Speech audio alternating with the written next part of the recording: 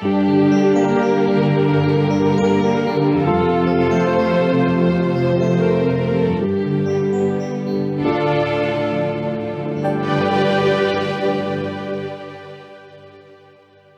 and welcome to the legendary world of Minecraft Legends. This is the Legends of Minecraft podcast, and this is third and final talking about the biggest update. Kaboom, are you ready? I am ready, Hound. I just cannot believe that we have 3 almost complete podcasts on this thing. And that's not even stretching it out like the writers did with the second version of the Hunger Games. I mean, people, this is serious stuff here. We even got a mini patch inside of after the last one, so between the recordings of this one and the one before, and we even got some questions for us to answer here at the end. I mean, that's amazing. That is, we can't even get through the first update without them sending out a second one. So, yeah, no, this is awesome. This is really good. And I think today's podcast, we're going to be focusing on some of the patch notes and some of the general game improvements. And I think these are all these are all really, really important things and changes to the game. And so, Hound, did you want to start us off with the first general game improvement? Sure. The first one is pathfinding. Like creepers not detonating on walls. It's like, okay, creepers, we're gonna walk over to the wall and just stand there. Yeah. Perfect. So many times I've sent my creepers in to make a pathway, and they just look at me, and I'm like, this is awkward. You're not doing what I told you to do. So, yeah, this is really good. I think it will make creepers more usable. And overall, I think it really, later on, so creepers in my mind have always been the thing that should get you into the base quicker if you choose to tech up that way. And so if they're not willing to do what they were kind of designed to do, well, that kind of ends up being an issue. Exactly. Oh man, I'm just so glad that it's not just a party along the wall anymore. It's not just a photo shoot. They actually do something. Right. So I wonder. That's really that's interesting to me when I think about like the creeper clash and some of the other scenarios where creepers were being used. If this became more of an issue in different things, the thing I would really love to see creepers blow up is piglin walls. So I know getting through those things can always be tricky without the redstone cannon or redstone launcher. And I wanted to just say something else. If anybody hears me say the wrong word, like redstone cannon instead of redstone launcher, put that in the comments below and call me out on that, because I'm trying to work on this. I've noticed that in some of my games I'll say things and people are like, what are you talking about? And I'm like, oh, I'm sorry, I'm completely using the wrong name for the thing. So please let me know, guys, in the comments below. Well, you'll still be lucky if I don't, instead of calling it the carpenter hut, it's still the Healy thingy to me. So feel free to correct me. Yeah, the Healy thingy. Are the roly-polies. Right. So the next one is type select improvements. Overhauled the type select interference by moving it down to the hotbar. Unit types are separated by category. Options are now clearer in terms of selecting all down to selecting a specific unit type. Interesting. Yeah. I don't know how much this is used in campaign mode, but in PvP, this is a game changer. And the reason why I say that, and I kind of just made a whole video on this, so I recommend watching it. I'll give you the short version so I don't go on for 10 minutes, but micro engagements and the ability to micromanage your troops was the thing this game lacked, and it's the thing that this gives to the game. And I've seen this use in situations on attacking bases where I want to keep my plank golems with me or my skeletons, and I want to send my cobbles ahead of me. And as this progresses and as players get used to this, using this, um, you'll have situations where, depending on who moves their troops in and out of distance of the skeletons, or who engages from a certain location, you could use, like, this is what I imagine: is somebody has 40 skeletons and they're micromanaging their skeletons in and out of attack distance to whittle down the army's troops. And just that type of precision in combat makes this game takes it to a whole different level. Right. Which is really good. I'm personally, like, I probably don't understand that as well, but if it helps, it helps. You're right, right. Yeah, yeah. I like in campaign mode. This probably is not um, as big of a thing, but in the PvP, when you're interacting with other humans, this is really, really going to play a big role in those engagements. And I have had some conversations with people on this, and some people were upset about the change because they had learned the other method. But when you're in a situation, being able to make your troops do what you want them to do, tenths of seconds matter, and that's really where I think the strategy and game level of where you have, and I think you see this in a lot of games like with Fortnite and stuff like that, where the pros, it's that split second, that split tenth of a second difference between a pro and a novice, and that is what makes the best players the best. And I think that's what people, as these changes happen, people will be like, oh, I'm gonna go watch this person's gameplay and see how they send their troops in and how they organize their troops. And so other than a couple pushbacks of, hey, I learned the old way, the issue with it was you had to remove your fingers off of the Z, X, C, and V keys if you're playing on keyboard, and move them up to different keys to engage the ability to send your troops. Well, you don't have to do that anymore. You can keep your fingers in the same location and then move it by engaging banner mode. And man, again, hands off to whoever came up with that. This is really, really awesome streamlining of the overall hotbar locations and abilities of the troops. And with that, I will stop. I think I said something about not going on a rant. I think I may have just went on a rant. So my apologies. Well, for me, for PvP, I'm not sure how much it is, though, a help. For me, I'm always looking at the different things in the menu and just sitting there reading the description saying, what do I want? I don't have it as memorized because I don't need to, because the campaign is long term. But I'm glad it does help for that PvP there. Yeah, definitely. And Hound, there are some people, I think Stormlander and the Epic Gamer, they want you to get into PvP. I need to. I need to. So we gotta set that up. We gotta set up a big 4v4. As long as it's not hardcore PvP, then I'm good. Not that anything bad's ever happened with that before, but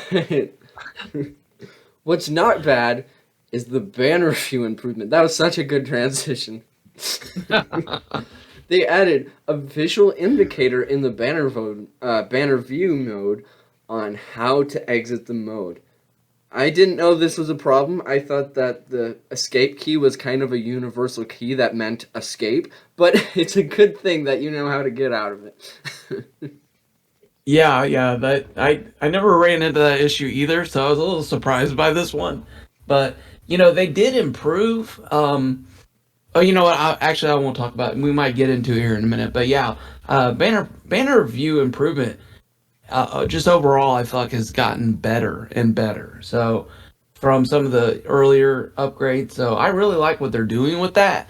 And yeah, just that they're making sure that that's working well, because that is a very key part in the overall game, of being able to control your troops. Definitely. I was it one of the last updates, like not this last major update, but the update before that they added health structures into that banner view mode, and that's just so cool. It adds a whole nother level, so making everything around that a bit easier, a bit streamlined. It helps. It's Yeah, nice. and I would love them. Mm, I think they should add troop health bars and uh, opponent health bars, because I really think there's that information is important, and at least in PvP it is more on the other team than the Piglin Bastions. The Piglin, they're nice. The Piglin Bastions are nice. That the health bar is nice, but I want to know the guy who's attacking me, where their health is at, if they're low, and usually I can tell because they start running away. So it's like when you're in that hand to hand combat, you just don't know. And then it's almost like a game of chicken where you're just hoping that next hit kills them, and they're hoping their next hit kills you. And it's like the first person to run, the first person to take off in the other direction, the other person's like, oh, he's low on health. I know where he's at. And they'll chase him down. And so I also think that if you were to add health bars to your troops, it may help you want to get use the golem, the healing, the mossy golem, more than what it's used now. And I really found that little sucker very helpful in the newest Lost Legends, when pigs fly, because you had the limited resources and you had to make your resources last, unlike in some of the other modes. And so I really think that that healer, that mossy golem, could be like if you're sitting there and you know the enemy's going to see the life and the health of your troops and yourself, you're going to want to be fully maxed out on your health versus having all your troops with half their health. So it really lets you know what you're engaging, gives you more information overall. So I don't know. What are your thoughts on that? I love that. I mean, anything that they can do to help that, because right now I don't, like at least the, structures kind of have different breaking stages, but your different mobs really don't. It's like, ooh, it's a mob, and it might be dead in one hit, it might be dead in 10 hits. You don't know. That would Oh, Hound. That is so cool. I never thought of that. What if the mobs had like the Iron Golem destruction progression? That'd be nice. I mean, some of those mobs, though, they are kind of small golems. So how much can they really put in without making That's it true. look too obscure? But that would be cool for like some of the, at least the bigger ones, like the firsts. Oh yeah. Yeah. I think that would be awesome, because then you could visually look at your enemy troops on your enemy side, and then you could take that information in and be like, oh, they're all one hit away from death. But I love that. It would help, like you said, strategize. It's like, should I go for the big guy on the left that is almost crumbled to bits, or should I go to the small one on the right that's going to take me out sooner than I take it out? Like, Yeah. That's awesome. Yeah. Um, well, so the next one is unit RPS and difficulty tuning, campaign and PvP improvements. So RPS, combat balancing. Okay, I'm just gonna say this is a great step in the right direction. I'm gonna go ahead and read, but there's a lot here I feel like needs to be worked through also. So I'll take the first point. So continued mob and piglin combat balancing to improve the strategic decisions making and rewards players when they choose correctly, and better communicates when they choose a bad mob composition. Okay, so And then they're going to go into some difficulty levels. At Fable difficulty, if a player chooses a favorable mob composition versus a piglin, they will be more readily rewarded and win a battle quicker than before while losing fewer mobs. On Fable difficulty, choosing an unfavorable mob composition is a bit more punishing now and rewards strategic thinking. So much excuse me. So make sure you are paying attention to what mobs are good versus specific piglins. Okay, so What are for those me, better rewards though? Other than winning, what is the end reward? Like I don't. Maybe does that I'm mean you maybe I'm have more thinking of it troops? wrong. Yeah, I mean it says more readily rewarded and win a battle. It's like I think the winning the battle is the reward there. I don't think they're gonna give you $1 million for choosing the right things, but Well, you know what? Now that you're saying that, do you think killing a piglin? Oh man. Okay, this is just a thought. If you killed a mace piglin with a plank golem, would you get more lapis? hmm, that'd Or be versus interesting. yeah, or versus if you killed a mace golem with a range unit versus a melee unit, is the amount of lapis dropped different? I don't know. Kaboom! It I'm sounds like we have some testing to do oh again. my gosh. Because yeah, like you said, what's the other than winning the battle, what's the reward? Is it more lapis? Are you getting I mean that's the only Or maybe thing that I could think Prismarine. of. Prismarine might also. It depends on. How you Yeah. take the building out? Yeah. Interesting. Hmm. Well, if you guys are interested, be sure to like and subscribe to this podcast because we're going to do some science and hopefully on the next podcast we'll have some answers for you. And Kaboom, your channel. Shout out to your channel because you do amazing stuff like that all the time with different things. Like, well, how much can witches withstand this, or how much can this withstand that? And, like you actually go in and discover this stuff and show it all, which is really great. So everyone Oh, also thank you. check out Kaboom's channel too. Yeah, thank you, Helen. That's so kind of you. Yeah, that's uh I love putting these things like other than watching the witches blow everything into the sky when they're buffed, that's a lot of fun. But I like knowing that information. Like, is the witches worth fighting for it? Like, is it worth? What are they? Good against? Is it? And I I'm really excited about some upcoming videos that I might be doing here. I'm not sure. Uh, I'm not sure how in depth I'm gonna go because I don't want to give away all my secrets. But I'm gonna probably be having a series come out called Advanced Battle Strategies, and they will be centered around how teams work together to get victory with either a long-term game plan or a quick and easy rush. And so, if anyone's interested in that, check out my channel and uh, keep an eye out for those videos because I really think that is the next step in all this. It's like, hey guys, here's our build strategy. At this minute mark, this should be built. This amount of Prismarine should be collected.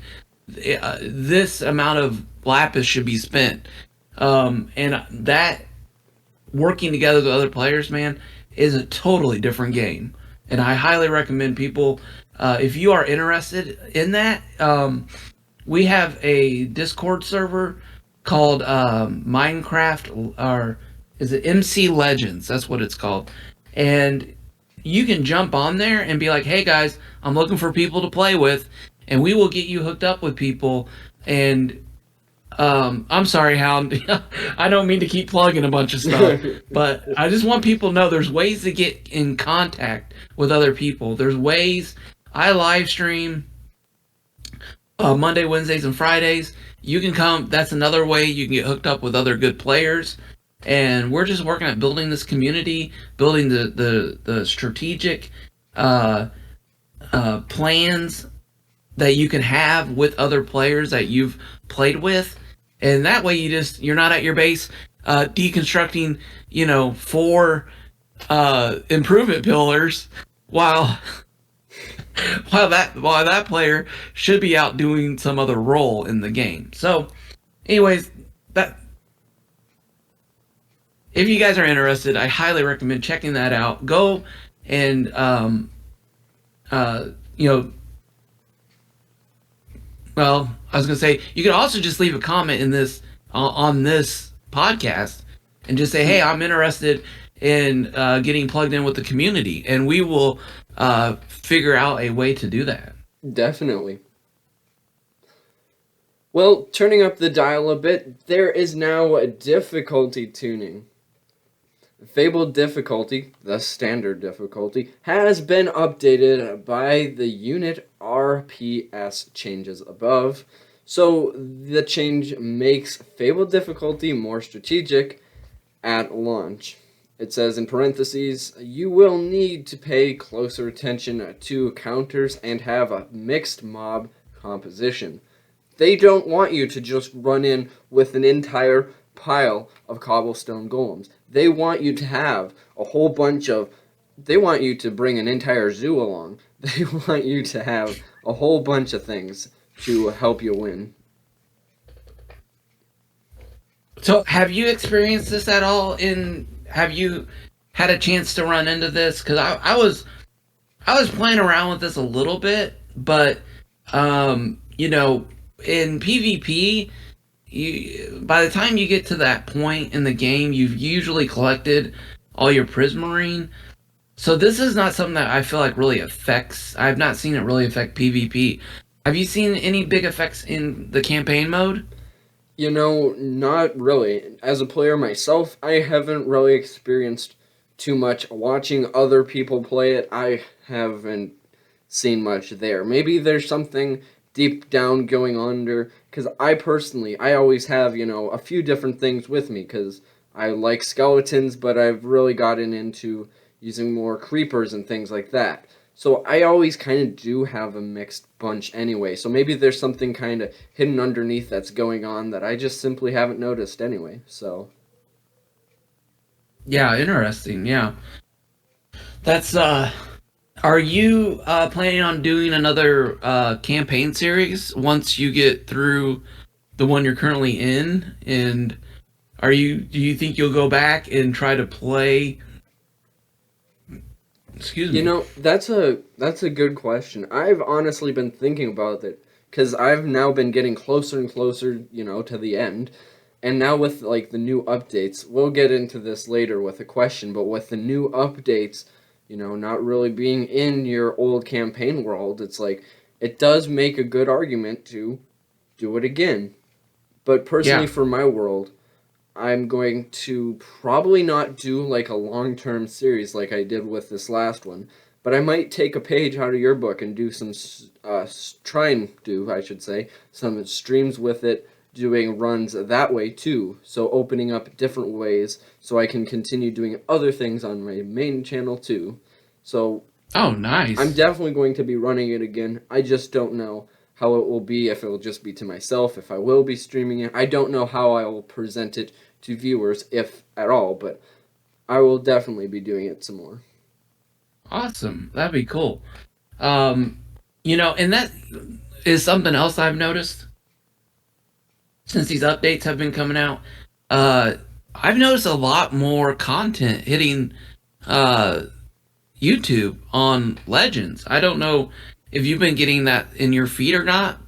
I have my account, which is the algorithm is probably 90% Legends, and so anything Legends that gets posted comes into my homepage, and I'm really surprised. I've probably seen 4 to 5 new creators that are coming to Minecraft Legends for the first time, and that is really exciting to me.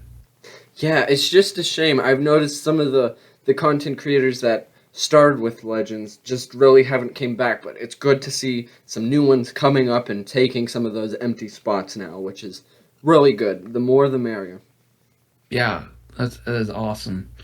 Okay, so should I go ahead and jump to PvP updates and improvements? Yeah, it seems like the rest of the unit RPS is still talking about RPS, so I think we covered that good enough. Yeah, and I mean, yeah, I think I want to get in there and mess around. Maybe I think I want to do another playthrough on the with the new update and see, because I usually play on legendary mode unless I'm doing a speed run. So I would be really interested to see how this plays itself out. Yeah, because for the truth with doing these podcasts like this, it's like we're literally just have the changelog up. We're reading down the changelog. So unless we haven't played tested with some of this stuff, it's really hard to talk about it. So if we don't really know what's going on, it's really hard to say, which is why, we might not hit all of these the best or at all. So. And so with the new PvP update improvements, reduce the protector tower cost to make it more competitive option in defending. Stone cost reduced from 450 to 300, and iron cost is reduced from 200 to 150. Now, as a PvP player, the protector tower cost was not why I never used the protector tower. The protector tower was never used because it's not big enough of an area. I personally feel like this is a good change. It's not bad. But if you want to make this used in game, double the size that it protects. And, I would honestly love to see a protector tower that doesn't prevent all damage, but adds almost like a lava shield over your main wishing well, so that it was able to take 3 or 4 hits from a redstone cannon, so that your team had more time to respond to the redstone cannon.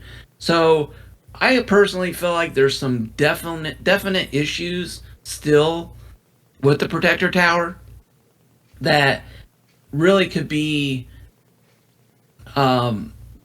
worked out to be more to make it used in the game. I've seen it used. I've used it myself. It's just, it's just I mean, it's just, do I want to invest 200 iron in a protector tower, or would I rather build a bunch of grindstone golems? It's like you got to make decisions there, and I feel like at the end of the day, there's just other decisions, and unless you were to make it where it could take up to 4 hits or something, and then after that it exploded and stopped working, and the damage that it protected everything from in a wider area was, like 100% protection. So you could protect your whole base and give yourself more time to respond to a redstone launcher, and you're like, oh, it's over here, because that's the biggest thing. And then, it's like, oh, they have this huge fort. So now they're trying to keep their launcher alive while we're trying to destroy the base they built. So I feel like there's more that could be done there. Thoughts? Interesting. I don't know. From an outside, not main PvP player, I think the cost would probably help. I can see your point of the buff, or it needing more of a buff. But what about some of the other tower types and things like that? What about their costs and stuff too? Yeah, so the other towers, they don't. It's hard to use those. I'll just be honest with you. They're just kind of weak, honestly. Should we grab the broom and the rug and just sweep it under? I love I unfortunately I've just you can go back and you can watch we did a 1v1, and my thought was, if I use these protector towers, if I use the power towers, if I use those towers to protect my base, I could stop the redstone cannon launchers. I could stop, and it didn't work. I got rolled. I got destroyed, like in minutes. It was just, they just didn't do anything. And unfortunately, uh, you gotta have, if you show up with some first of stone, or you show up with just even cobblestone golems, you can get in and you can take those towers all out really quickly. So to make them really useful, I really feel like they have to be stronger. They need to have more life and a bigger range of attack. Maybe not strong. Maybe their attack's not stronger because you don't want them to one shot everything, but you want them to be uh, worth the investment. So I would be interested what people's thoughts on that are. But if I wanted to make power towers, I think you even mentioned this. I had a video where it said, "Our power tower is worth it," and then basically the video is me getting destroyed, like six power towers getting destroyed, and the answer was no. It was like no, it doesn't it because they're later game, and later game. Do I want first of stone or do I want a power tower? And it's like I want first of stone. So I'm going to use those resources. I'm going to get the first of stone, and I'm going to show up. And if you've built towers, power towers, I'm going to, take those suckers out in like less than 15 seconds. So I Right. personally think they've got to have. What I would do personally is I would give them more health, and I would allow them to be buffed by the looking glass, and maybe the looking glass doubles their range, and so now you have a power tower that has more health and has twice the range, and that's going to make your enemy have to come in a little slower, and it's going to give them something more to fight with. Nice. And that's just my suggestion. There's a lot of things. I mean, there's a lot of things that you could do um, to make the towers uh, usable in the game. Well, now Kaboom, correct me if I'm wrong, but as I'm reading down a lot of this list, it's things like from the sliders that we talked about last time, or some of the main stuff that we actually talked about in the first one. Hmm. So I don't know if there's anything else you want to pick out of this PvP updates and improvements. Yeah. So the mounts are now. Here I'll just go real quick through it. I'm sorry, Hound. I feel like I'm doing all the talking on this one. um. So yeah. So the next one is abundant allays. That's on your default bar. That's fine. I really think every player should have a customized hotbar. Personally, grindstone golems take a little bit less damage from skeletons, but the skeletons are snipers. I personally think the grindstone golems should take zero damage when they're in roll mode, and then when they come out of roll mode, they get that confused look, kind of like the armadillo does. Right. And so you'd have this window where they're vulnerable. So at one animation they're invincible, and at the next animation they take damage. And so, or at least highly reduce the damage that they are in roll mode. The grindstone golems are one of the weakest. If you've played When Pigs Fly, they just you're wasting your iron, you're wasting your time with them. They just get demolished. They really need to rework that. Um, you can refund warriors. This is really cool. The public PvP match has gone from 6 players to 4 players.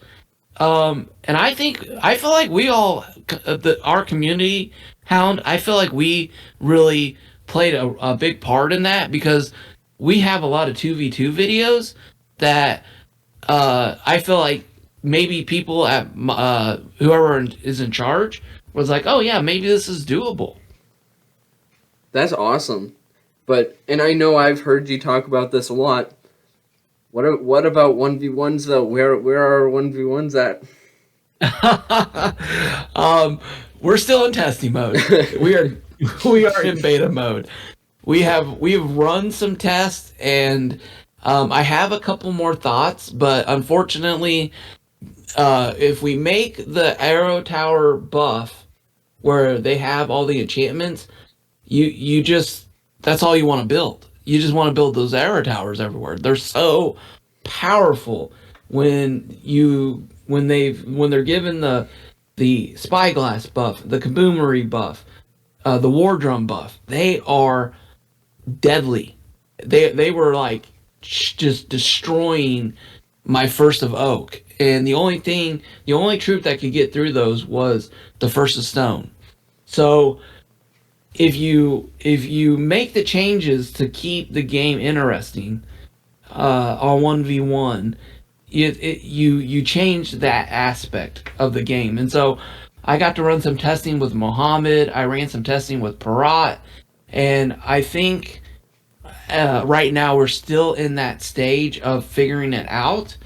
And if you guys have watched those videos, anyone listening to this, and you have thoughts on how we can make 1v1 a possible thing, I personally at this point feel like you're gonna have to change the mode where you're no longer on a mount, or you're gonna have to have the ability to quickly go from your troops to the base and be able to assess what's happening at the base, because that's one of the things with that role of builder is, oh, they're building this base over here. I'm going to go engage that base and not let them set up that stronghold.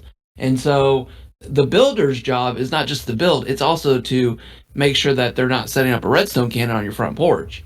So if you're not there to do that, as soon as you hear redstone launcher, which we actually disengaged the redstone launcher, but once you realize you're being attacked, you get back to your base and they it's have gone. Go ahead, sorry bud. It's gone. Yeah, exactly. It's you get back and you're like, they have this massive base with all these towers, and so now you're unable to leave your base to go get resources or to attack their base. And you know what? And tell me what you think about this, Hound. There's an aspect of this game where maybe 1v1 doesn't work. Maybe it never works. Maybe that playing with other players is a flavor of this game, which I really like, which is honestly the thing I love about this game, is the team aspect of this game. Do you think maybe 1v1 is something they should try to make possible with a different mode? Or do you think it's something they should just say, you know what, that's not the heart of this game? You know, I can really see both sides of that. And with Minecraft Legends being structured around so many different aspects, it's like, you know, the building, the resource gathering, the this, the that, the this. The more people you have, the easier it becomes. If they did nothing and just implemented 1v1s, I mean, those games could become really long. And they'd have to do something, and, you know, maybe there is a point to, it's like, it's not worth it. It's not worth it for the player. It's not worth it for the people making the game. Like, there's just so much that has to be put into mind there. So I could definitely see why they wouldn't. Yeah. I mean, I think we could make it workable, but I feel like it would change the heart of the game. So I think people would have to, you know, really, you know, would I want to sit down and play a 1v1? Yes. If there was a leaderboard, if there was a mode that, you know, you were able to be in one, and I think that's really where that God mode comes in. Little G God mode, where you're up above everything looking down, and you're able to like just make your view go from this part of the map to that part of the map in under a second. So you're like you're checking.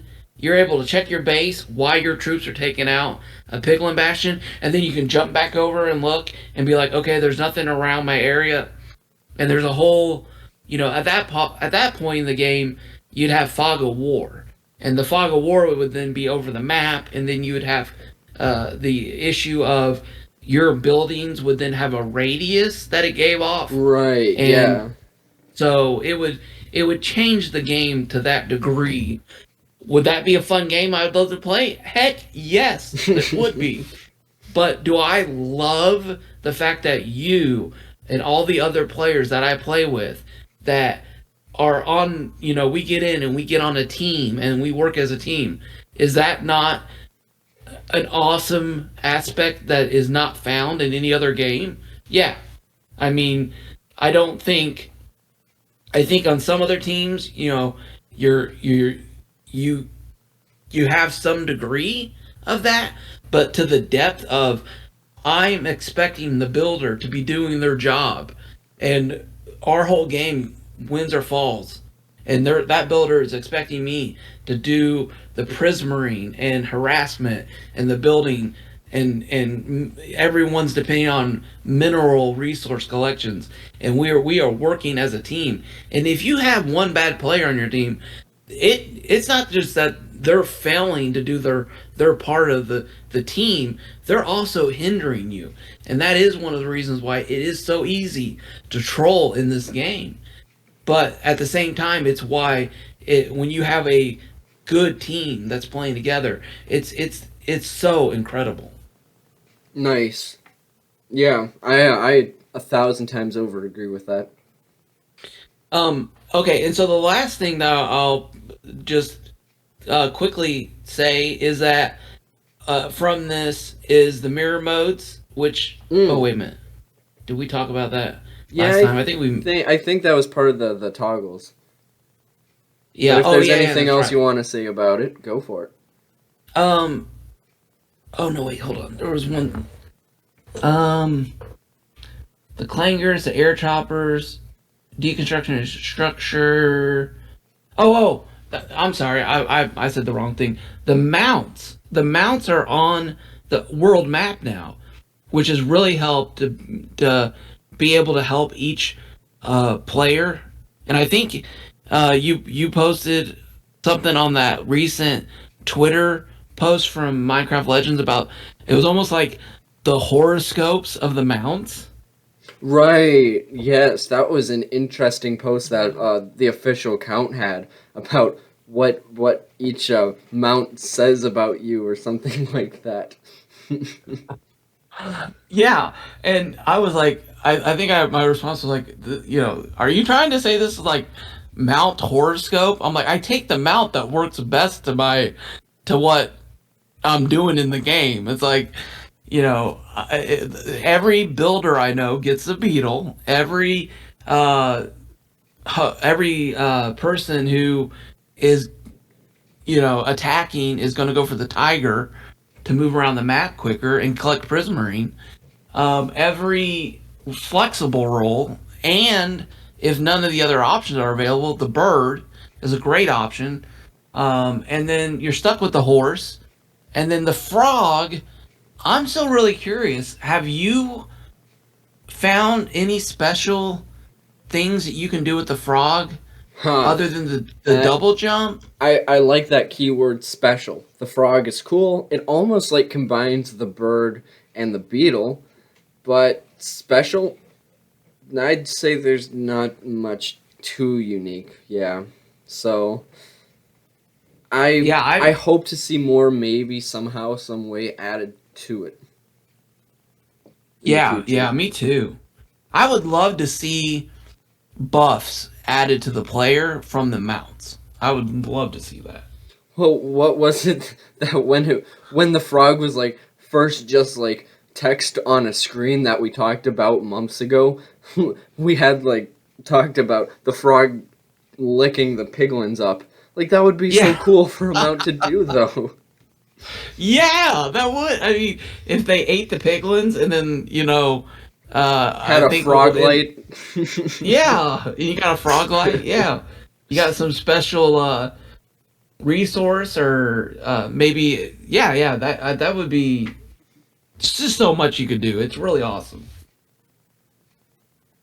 But that's all I had for that hound. And um,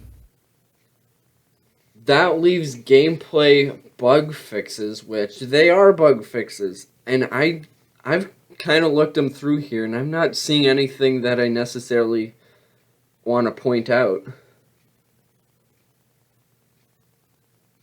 okay. Well, the first one, the stonemasons. I'm really excited about this one. I was running.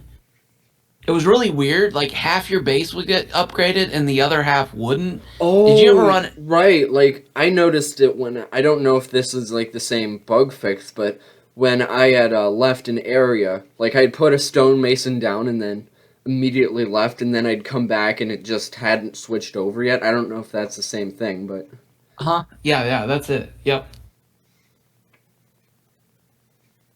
Or do you mean like things were not getting upgraded? right. It's almost like the Yes. part of the world though wasn't loaded in, because once I came back, of course, it would load in. So it might not be the same bug actually. Oh, okay. Yeah. Well, I was in campaign mode and I was building uh, a bunch of arrow towers around a wishing well, and I had them all upgraded. But like I'd build a stonemason, and it should have upgraded everything, but the buildings weren't upgrading. And so then I would build another one, and it wouldn't upgrade. And then it looks like it was being affected by the spyglass, the kaboomri, and the battle drum. So I thought that was very, very interesting. Um, yeah, so I'm glad that got fixed. And the next one is the redstone launcher. There were some issues there. That's kind of a, if you just jumped out and got back in to the screen, when you're getting hit with a sword, which is one of the ways to fend off a redstone launcher, is to hit the person who's trying to access the launcher itself.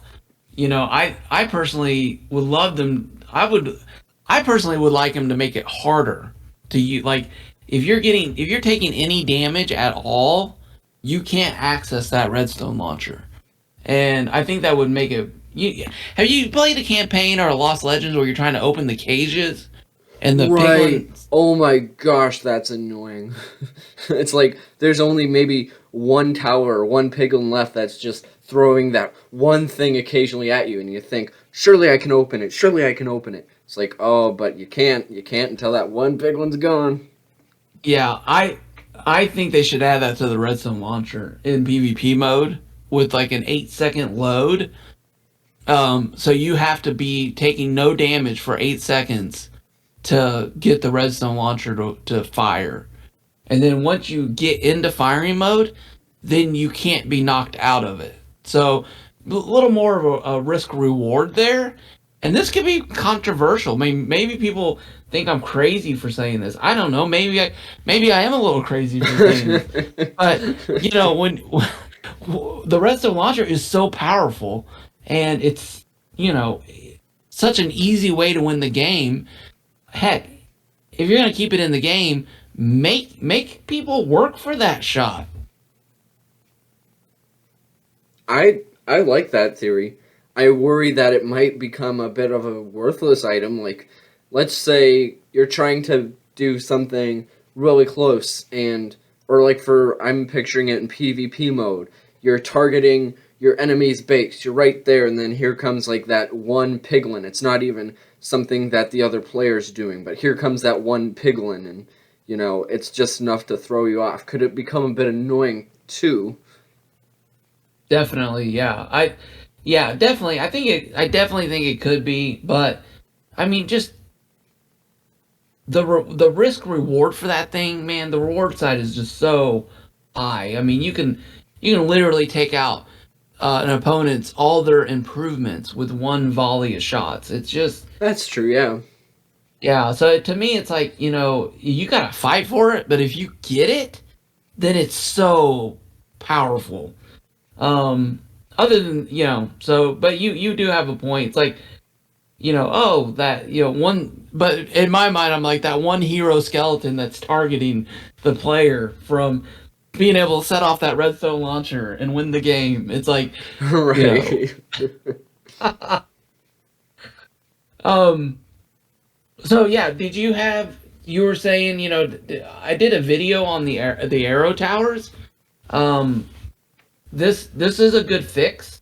I think it's a good balancing issue and makes the arrow towers more skill based instead of just spam based.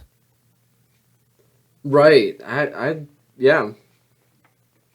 So I didn't I didn't know if you'd seen anything with that as far as the Walmarts go and stuff. No, I guess I had not noticed that. And then I think another big one for people is the deconstructing the Flame of Creation upgrade no longer refunds too many cores. So that was a huge thing. And were you familiar with that, Hound? I am not. My only guess from reading that bug report is that it gave you more than what it was supposed to, but I have no idea. Do you remember? Did you watch any of the videos where I had like 400 versus 100, or any of the live streams where like all of a sudden we're getting 120 and 140 troops? Oh yeah, yeah. So this is the bug that people were doing in game to allow them to break mob cap. And Oh, so yeah, so it looks like they fixed that. And there literally were videos where I played a game and I didn't do it myself, but somebody on my team did this bug to where we had 400 troops. And I took that video, I sent it to Minecraft Legends and was like, guys, we cannot play a game like this, because if you show up and your opponent is able to, you know, have 20, 40 more troops than you, their DPS is off the charts. So I'm super excited about this change. This is one of those really big changes that I don't think a lot of people realize how big of an issue this was. But now that it looks like it's been patched, uh, yeah, it's awesome. nice. So other Um, than those things, did you have anything in here that jumped out to you? no, I just have a very important question for you. Was this article helpful? Yes, I will put yes. But that brings us to questions. So you said at the beginning of this that we had Well, some questions. actually, there was a hot fix, and I thought we could just cover it for transparency because Yeah, yeah. this hot fix, they didn't put it out anywhere. I got a notification on Discord from the official Legends Discord, and that's the only place that it ever came out. There wasn't a changelog for it, there wasn't a X post for it, there was nothing other than this one place that I saw. So for people who don't know, it's 1.18.19068 across all platforms, fixing crashes. That's all we know, but hey, yay. Yeah, that's great because I was sharing with you. We definitely, I have a video called "That Face You Make When You Keep Getting Disconnected." Then I had a whole day, the whole live stream, every other game was getting disconnected. So I'm really happy. I thought maybe it was a server issue, and I'd sent out a thing asking Minecraft Legends. I really wish. I think they liked one of your tweets, which was really exciting to see that, because then it doesn't feel like you're just speaking into the void. Um, Right. Speaking against a wall. It's like yeah, Am I talking? But am I talking to myself again? I need to let my therapist know this. Um, which I think is like 90% of Twitter is just talking to yourself. But I think it would. Oh, you know, what would be awesome is, and I think you reached out to someone before to try to get him to come on. We would love to have anyone that is involved with these updates in Minecraft Legends. No matter who you are, if you're involved with this, we would love to have you on and be able to just have a conversation about the game overall, or even just any area that you're involved in and that you, whatever role it is that you have at Minecraft Legends. We would love to have you on and be able to get your thoughts and views on a lot of the stuff that's going on. So it'd be a really positive experience. We promise. We won't bring up anything that might be controversial. or, or at least Hound will have to we'll have the control over the editing of everything. So I'll buy like 6 rolls of duct tape. It'll all be good. so yeah, so that I think that would be really exciting to have people on who and getting your tweet, like seeing these changes and then seeing the hot fixes are always I think good signs. Definitely, 1,000 times over.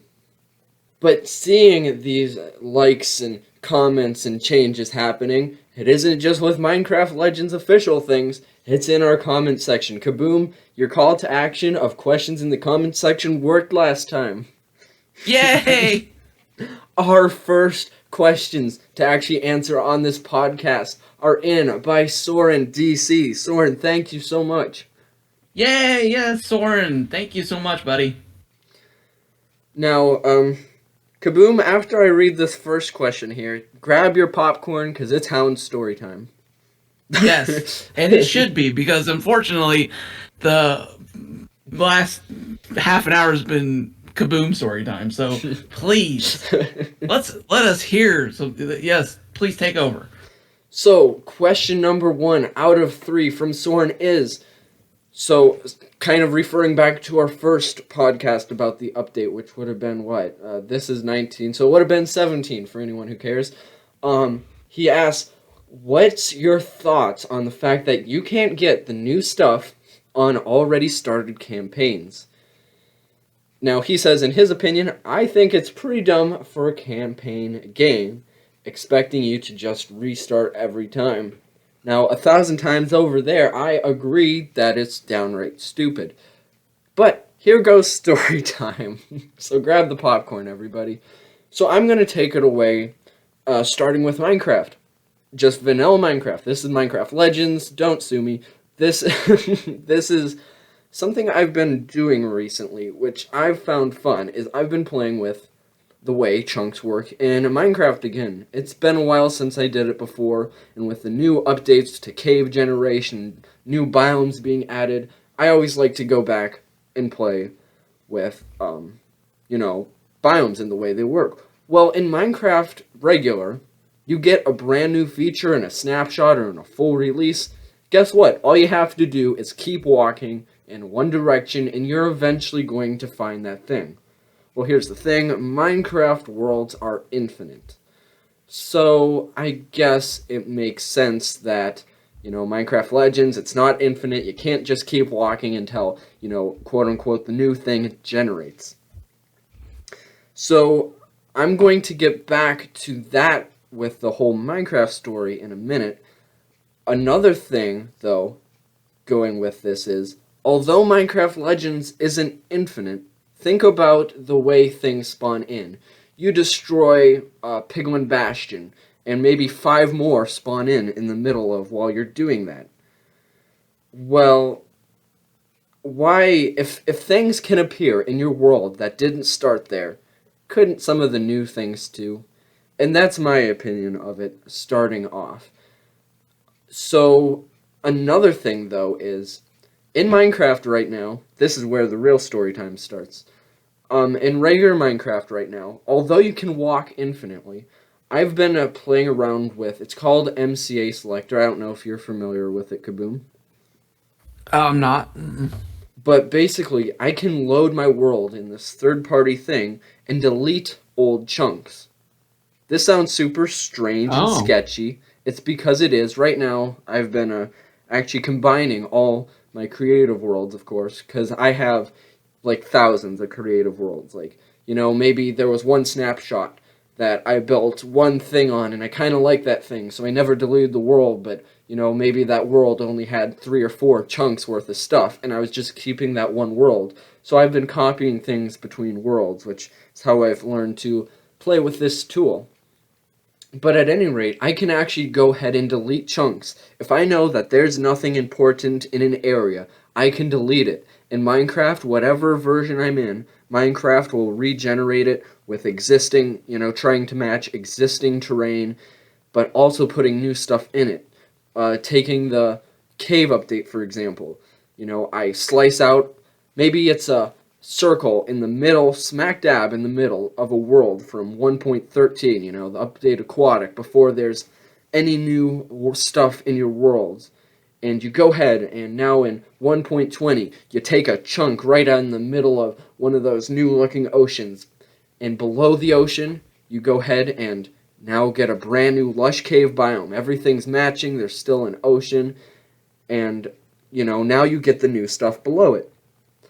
Well, long story short, I would love to see maybe with a bunch of more modders out there, someone could make a tool that, maybe you delete the corner of your village and have it respawn with the new witch's tower or something, right? I feel like something could happen.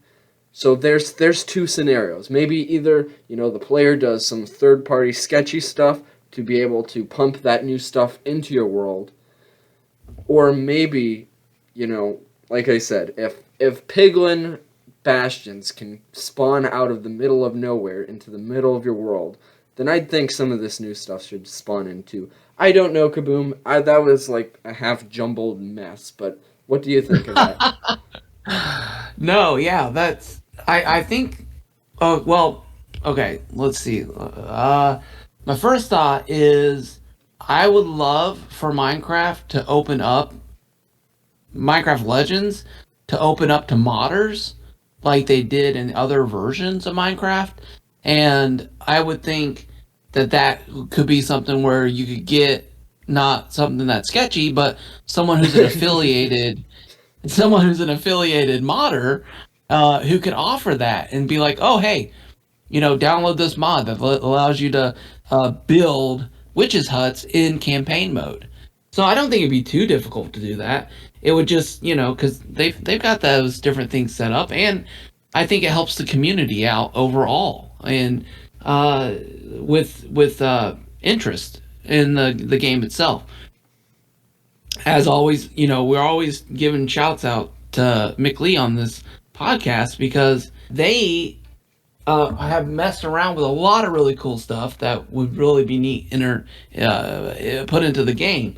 The other thing is the the way they rolled out these updates. I personally think that, and this may sound crazy,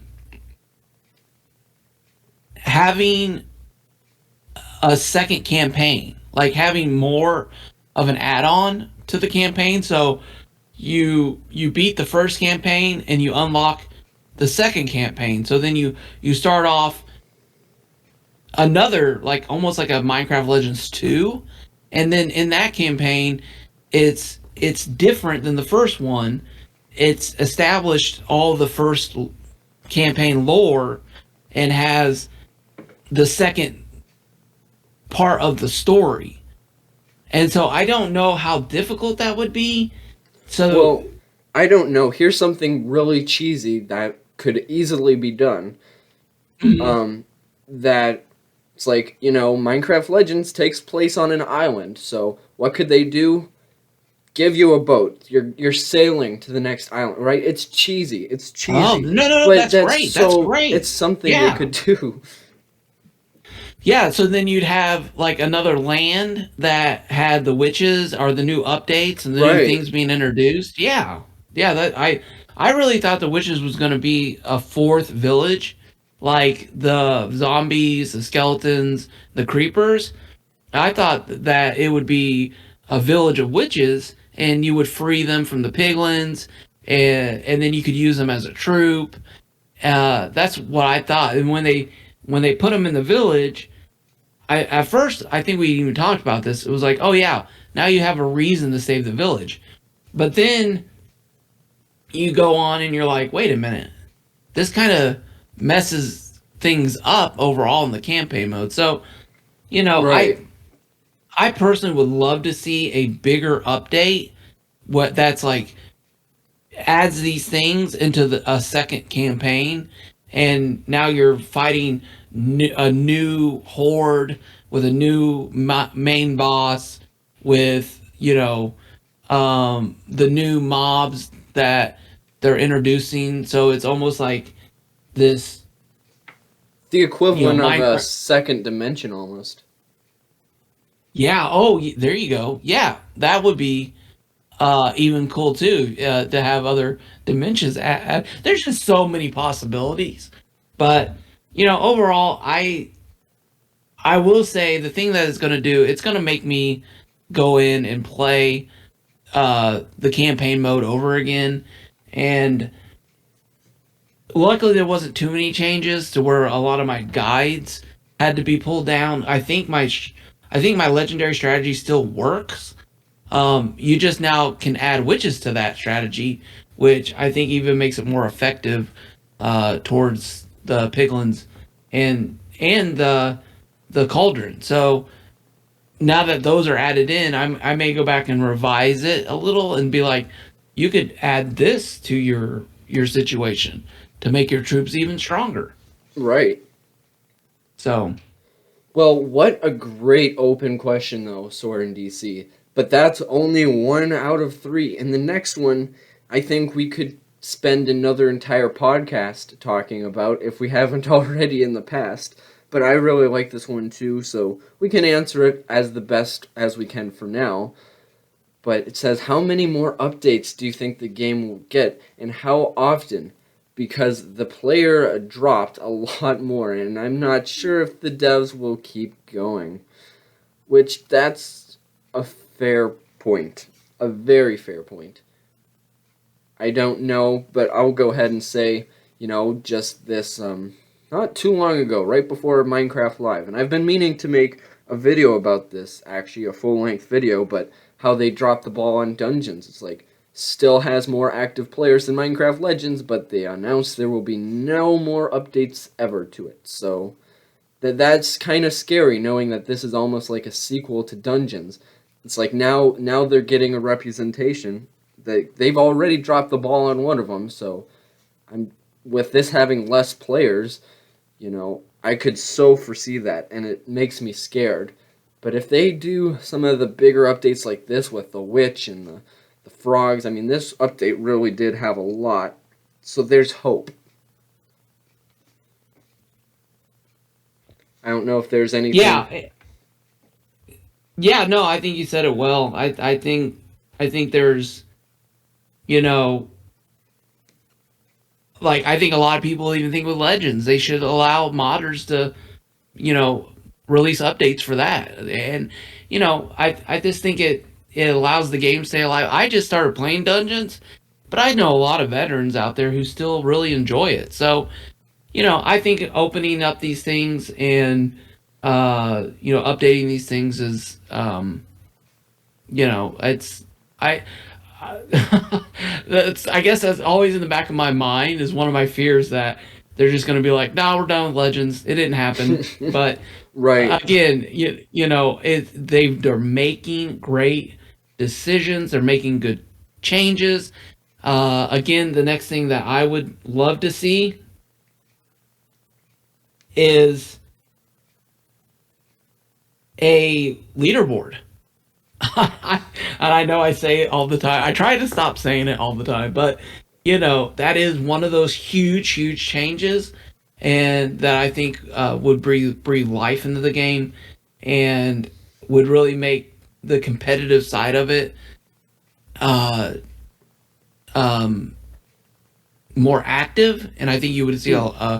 a big boost in players coming back to fight for those top spots. So Now, yeah, I don't know. I do have one last thing, and this is something that's popped into my brain before. And as sad as this sounds for a company to make a decision based on it, it could be true. And one thing that Legends has going for it that Dungeons didn't is a marketplace. It has a marketplace. They mm, the greed, they keep getting money supposedly if people keep playing. So there is a more likelihood. Like Dungeons got to a point where they had these updates. I could see how it could be really hard for them to have added a marketplace into the stage the game was.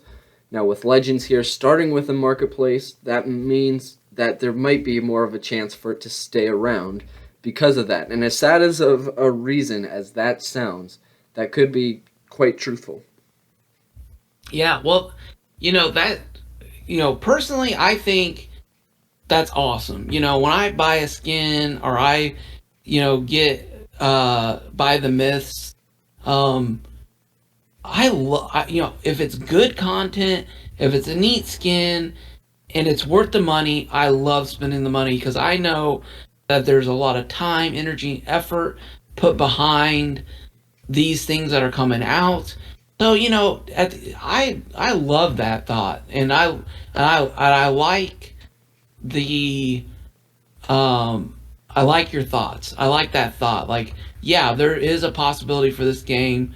There's replayability. Every PvP game is a new game, you know. Right. Um, so you got that playability there. If they make it better and don't do anything to ruin it, um, you always have a new game. Every day you get on, it's a new game. They made it easier to get into them. They made it quicker to get into them. They've repaired some of the bugs in them. They've sent out the 2v2 instead of 3v3. So all those are really awesome changes in that. And then, like you were saying, if they have that marketplace and they're making enough money to justify keeping people working on this game, I do think this could be a game that has a lifespan that is much longer than Dungeons.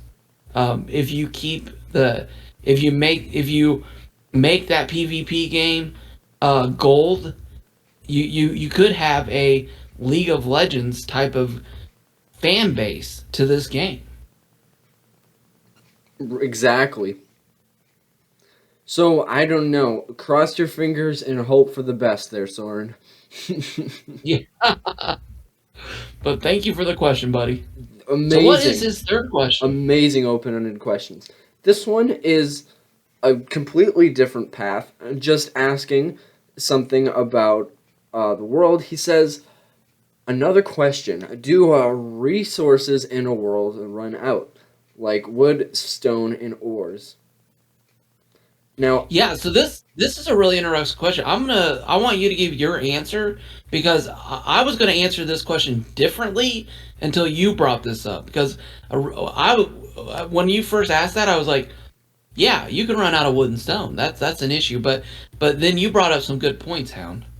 yeah, I don't know. As I've been, sitting and thinking kind of already these through for the last hour, um, thinking about it is your answer for like PvP might be completely different than campaign.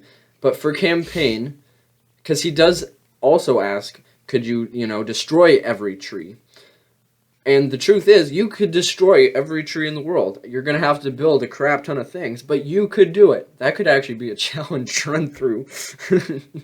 I spent I was thinking that 180 too. days destroying every single.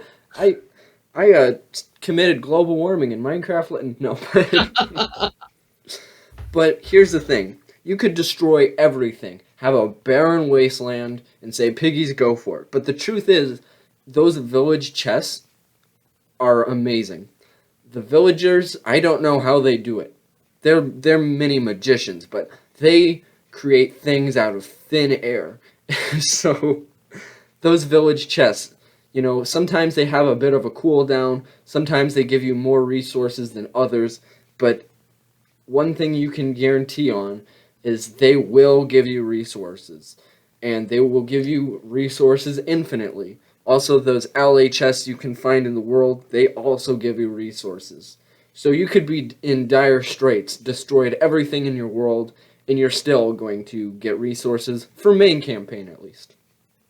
Yeah, and then in campaign mode, you can also build the plus pluses that gives you redstone, diamond, iron, and coal passively, 15 per minute.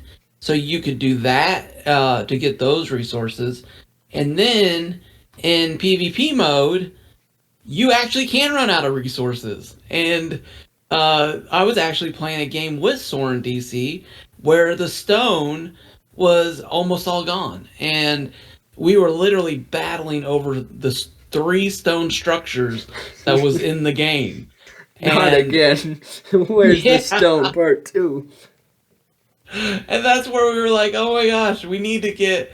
And you know, from experience, when I realized that, my main focus was just to get as much of that stone as I could. And then I knew through going into diamond biomes that there are piles of scattered rock. Now, you can't throw in a laydown and get, 5,000 stone from it. You got to throw it down, you get 300, 300, 300, 300. So you're just spending a lot of time getting it. And so to answer the question in PvP mode, definitely resources are an issue. If anyone from Minecraft Legends is listening to this, please, please, please put balanced maps, balanced mirrored maps into PvP to make it. If one side has 3 stacks of stone, the other side should have 3 stacks of stone. And at the end of the day, I think it makes everything more of a strategy-based game.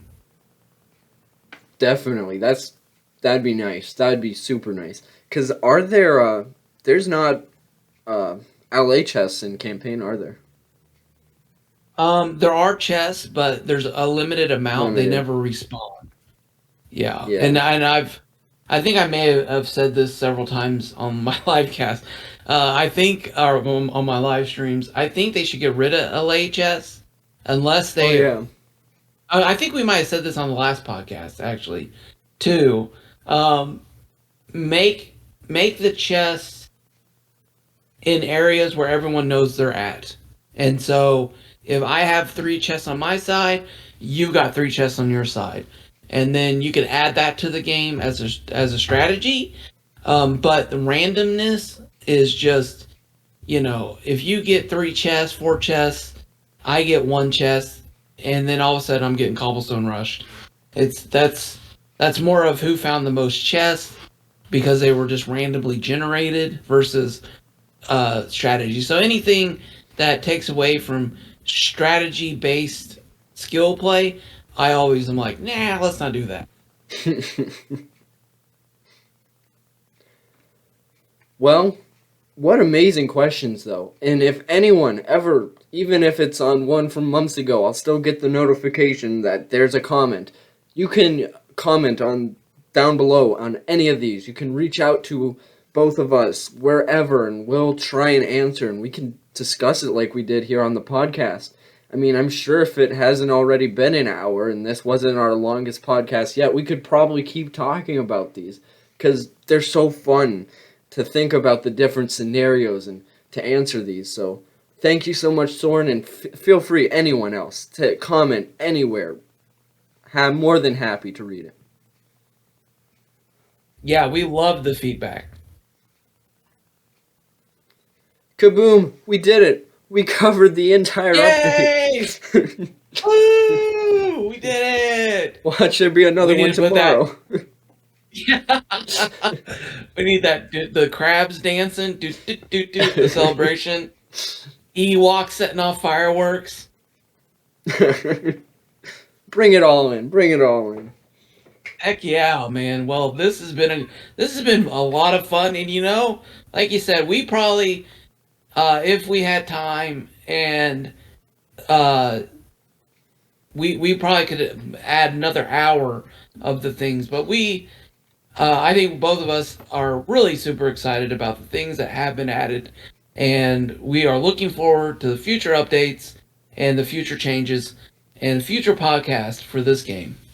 1,000 times over. Kaboom! Next episode will be number 20. Oh my Yay! gosh! That's probably that. Yeah, that. Do you know anything about the Lost Legends coming out? I think Smokey Stack, the Mr. Revealer of everything himself, found the card. I don't even remember what it looks like, but that might even be this week, won't it? Or no, maybe next week. Probably next week. Yeah, I think it's some a snow launcher or something. That'll be interesting. I thought they had a tweet or something that came out. It was like shooting instead of redstone, you're shooting snowballs at Right. each other. Oh, that'll be fun. Yeah. All right. Well, thank you everyone for listening, and hit that like button and subscribe for more podcasts like this. I'll tell you what, every time someone subscribes, I get so excited, and it does really like, oh yes, yes. So please do that. And Hal, thank you for having me on. Thank you so much, Kaboom. See you next time. Yeah. See you next time, buddy. Adios. Bye.